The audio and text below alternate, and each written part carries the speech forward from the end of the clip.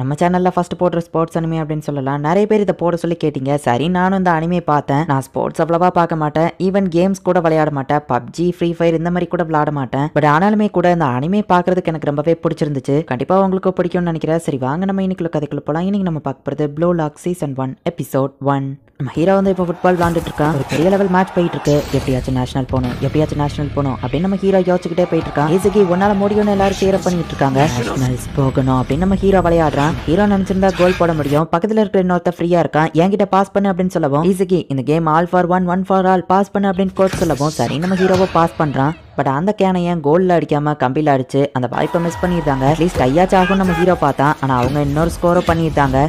கீரா ரியோஸ்கே இன்னொரு கோல் அடிக்கிறான். ஸோ இப்போ ஆப்போசிட் டீம் 2 கோல் எடுத்து நம்ம ஹீரோவோட டீம் தோத்தா அவங்க வின் பண்ணியிருந்தாங்க. கோச்சு இல்லை என்னால தான் அப்படின்னு சொல்லி அந்த தப்பா கோல் போட்டவன் வந்து அழுதுட்டு இருக்கான். ஹீரோ இப்போ நேஷனல்ஸ் போக முடியலன்னு சொல்லி ரொம்பவே வருத்தப்படுறான். அவங்கள நேஷனல் டீம் எல்லாம் கூப்பிட்டாங்கன்னு கேள்விப்பட்டேன் அப்படின்னு சொல்லி பிரஸ்ல இருக்கிறவங்க ரியோஸ்கே கிட்ட கேட்கவும், எங்களோட நெக்ஸ்ட் நேஷனல் மேட்ச் தான் எங்களுக்கு முக்கியம். என் ஃப்ரெண்ட்ஸ் இல்லைன்னா என்னால் இவ்வளோ தூரம் வந்திருக்க முடியாது. என் டீம்மேட்ஸ் தான் என்னோட ஹீரோஸ் அப்படின்னு அந்த ரியோஸ்கே சொல்றான். மேபி இன்னைக்கு நீங்க தோத்துருக்கலாம், ஆனா உங்களோட எஃபோர்ட் எதுவுமே வேஸ்டா போகல. உங்க ஹை ஸ்கூல் சாக்கர் லைஃப் இதோட முடிஞ்சிருக்கலாம். ஆனா நீங்க தான் ஒரு பெஸ்ட் டீம், உங்களை மறக்க மாட்டேன் அப்படின்னு கோச் சொல்லவோ எல்லாரும் அழுதுட்டு இருக்காங்க. அது ஒன்றும் உண்மை இல்லை அப்படின்னு சொல்லி நம்ம ஹீரோ மட்டும் செம்ம டென்ஷன்லேயே இன்னும் இருக்கிறான். ஆல் ஃபார் ஒன் ஃபார் ஆல்னு சொன்னாங்க.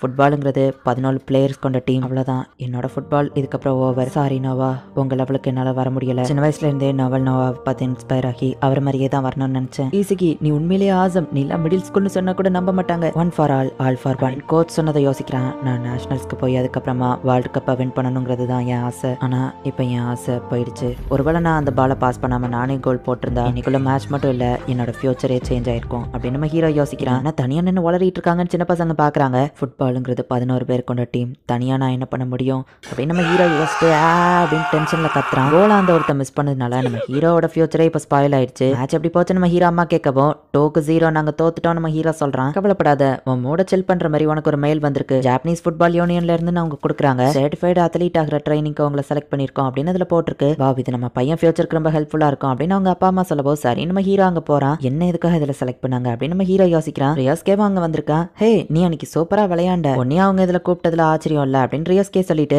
உன் ஃபுட்பால் ஐக்கிய வேற லெவல்னு சொல்லவும், பிளேயர் ரியோஸ்கே என்ன பாராட்டுறானா அப்படின்னு நம்ம ஹீரோ ஹாப்பி ஆகுறான். நீ ஏன் கூட இங்க வந்திருக்கிறதுல சந்தோஷம் அப்படின்னு ரியோஸ்கே சொல்றான். உள்ள போய் பார்த்தா இன்னும் நிறைய பேர் வெயிட் பண்ணிட்டு இருக்காங்க. ரியோஸ்கேக்கு தெரிஞ்ச பெரிய பெரிய ஃபுட்பால் பிளேயர்ஸும் அதுல இருக்காங்க.